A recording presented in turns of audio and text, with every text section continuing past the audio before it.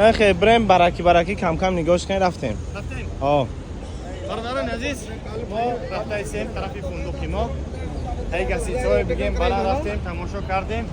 خلاصه گپ مسجد محکم بود که وارد اینجا شه در نماز میکنن و باز آهسته میریم. حالم نشان داده برای خدمت که اگر پیسن بیاید بس لایک خود را زیر کنین و اگر پیسن نامد بنویسین اینجا را اصلاح کنیم. اگر ما بوده یگان خطاگی باشد در یعنی ویدیو سیمکای ما حرم ایور نشان بده. ببینید چقدر زیباست. کسی که شرایط داره شرایط خود را استفاده ببرین. الله دوست می‌داره همو بنده‌اش که ملک مارشه در خودش صرف میکنه. خوشا به حال برادرانی که این حال آمدگی هم عمره میکنن دهه اخیر شب قدر ان شاء الله که دیگه میگذرونن. لیلة القدر خیر من الف شهر.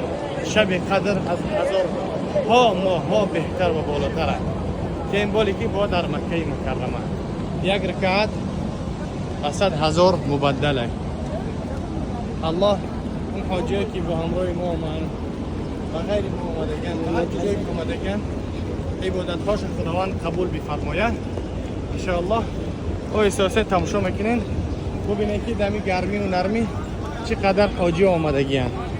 شاید که دعای ما و شما قبول شود یک از شما را ان شاء الله که همینجا بیایید. فقط آمین بگین دعا کنید که خداوند موفق تان بگرداند.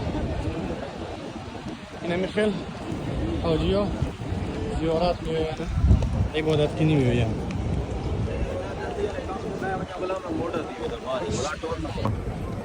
خلاص که برادران عزیز بسیار حاجی ها گم میشوند. این اینجا موقعی است که مکان است که بسیاری حاجی ها را همینجا ما پیدا میکنیم.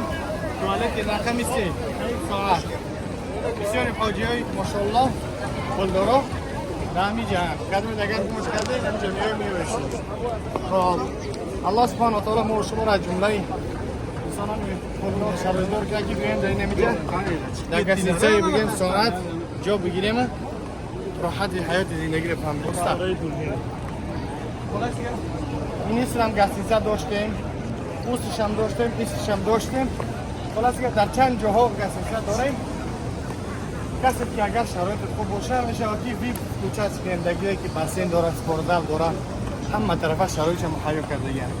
همه چی چقدر که در برادران بزرگ میگن که پول بار جنگلگه شد با همین پول باشه در جنگل که نه تا کنه خوشحال دارم که شروع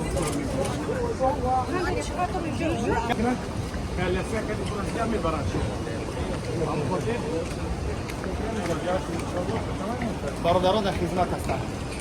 این دیجا ریمو رفتی استن یک از روی کده، یک از دعا، یک از عبادت، یک از درس. الله هر کدوم ما شما را نگهبان باشه.